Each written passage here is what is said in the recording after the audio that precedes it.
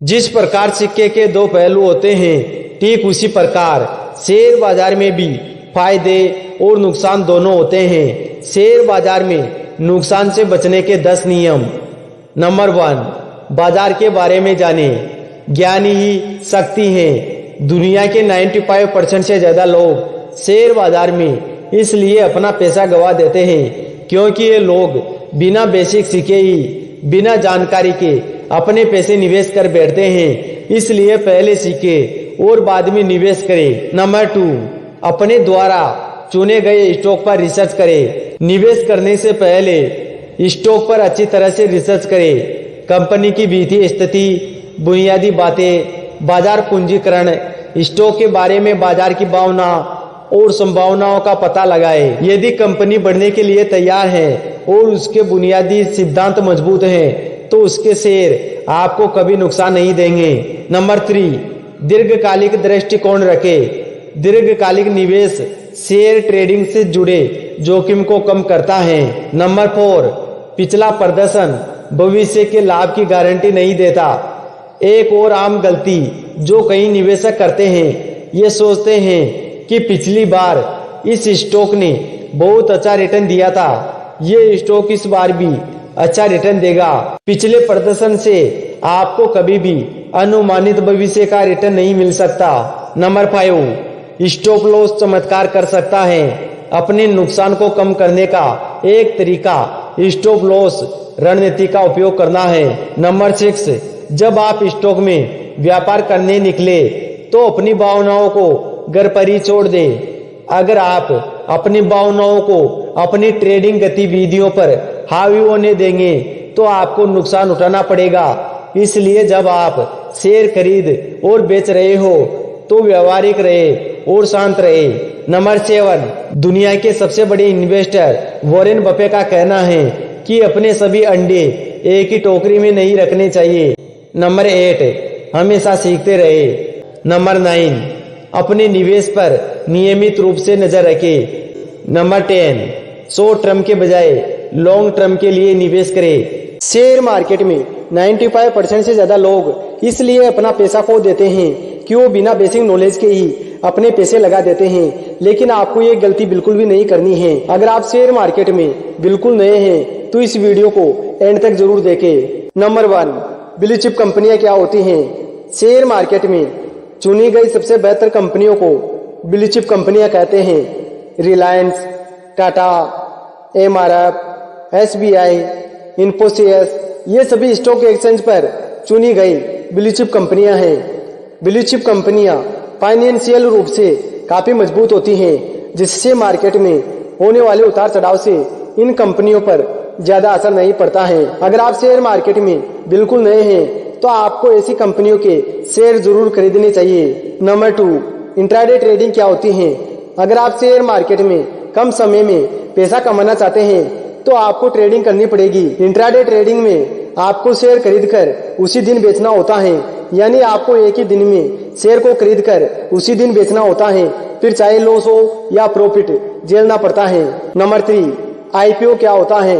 IPO का मतलब initial public offering होता है। जब कोई कंपनी पहली बार पब्लिक को अपने शेयर ऑफर करती है तो इसे आईपीओ कहा जाता है। सरल भाषा में समझे तो देश में बहुत सारी प्राइवेट कंपनियां अलग अलग क्षेत्रों में काम करती हैं। जब इन कंपनियों को पैसे की जरूरत होती है तो ये खुद को स्टॉक मार्केट में लिस्ट करवाती हैं और इसका सबसे बेहतर तरीका है आईपीओ को जारी करना। आईपीओ को जारी करने के बाद कंपनी शेयर मार्केट में लिस्ट हो जाती है। इसके बाद निवेशक उसके शेयर को खरीद और बेच सकते हैं। नंबर 4, बुल मार्केट क्या होता है?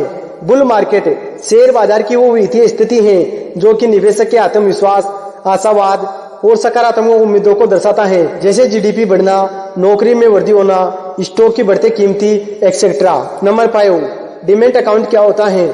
शेयर मार्केट में ट्रेडिंग करने के लिए सबसे बुनियादी जरूरत डीमैट अकाउंट की होती है। सरल भाषा में कहा जाए तो शेयर मार्केट में ट्रेड करने के लिए डीमैट अकाउंट की जरूरत होती है। नंबर 6, ट्रेडिंग अकाउंट क्या होता है? शेयर मार्केट में निवेश करने के लिए यह भी इम्पोर्टेंट होता है। यह आपको शेयर बाजार में शेयरों को इलेक्ट्रॉनिक रूप में खरीदने और बेचने की अनुमति देता है। नंबर 7, बेयर मार्केट क्या होता है? बेयर मार्केट आमतौर पर खराब अर्थव्यवस्था, कम नौकरियां, मंदी और शेयरों की कीमतों में गिरावट को दर्शाता है। नंबर 8, ईपीएस क्या होता है? ईपीएस का मतलब अर्निंग पर शेयर होता है। ईपीएस एक ऐसा नंबर होता है जो यह बताता है कि एक निश्चित समय अंतराल में एक कंपनी अपने हर सामान्य शेयर पर कितने रुपए का मुनाफा कमा रही है। निवेशकों के लिए ईपीएस एक इम्पोर्टेंट नंबर होता है जो कंपनी के आय क्षमता को बढ़ाता है, और जिस भी कंपनी का अर्निंग पावर जितना ज्यादा होता है उतना ही उस कंपनी का शेयर प्राइस भी हो सकता है। नंबर 9, 52 वीक हाई लो क्या होता है? शेयर मार्केट में पिछले 52 सप्ताह में किसी स्टॉक की सबसे ऊंची कीमत को 52 वीक हाई और सबसे कम कीमत को 52 वीक लो कहा जाता है। नंबर 10, निवेश यानी इन्वेस्टमेंट क्या होता है? अपने पैसों को ऐसी जगह लगाना जिससे कि हमें भविष्य में लगाए हुए पैसों से अधिक पैसे मिल सके। आप जानते हैं कि शेयर बाजार में 90% से ज्यादा लोग पैसा गवा देते हैं, लेकिन जो 10% लोग सफल होते हैं उनके पास कुछ गोल्डन रूल्स होते हैं जिन्हें वो कभी नहीं तोड़ते। आज मैं आपको बताने वाला हूँ शेयर बाजार के 10 ऐसे गोल्डन रूल जो आपकी किस्मत बदल सकते हैं। रूल नंबर 1, रिसर्च करो।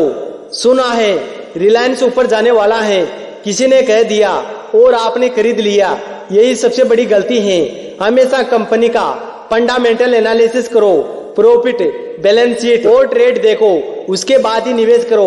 रूल नंबर 2, लॉन्ग टर्म सोचो, शॉर्टकट को भूल जाओ। स्टॉक मार्केट अमीर बनने का शॉर्टकट नहीं है, ये एक पेशेंस का खेल है।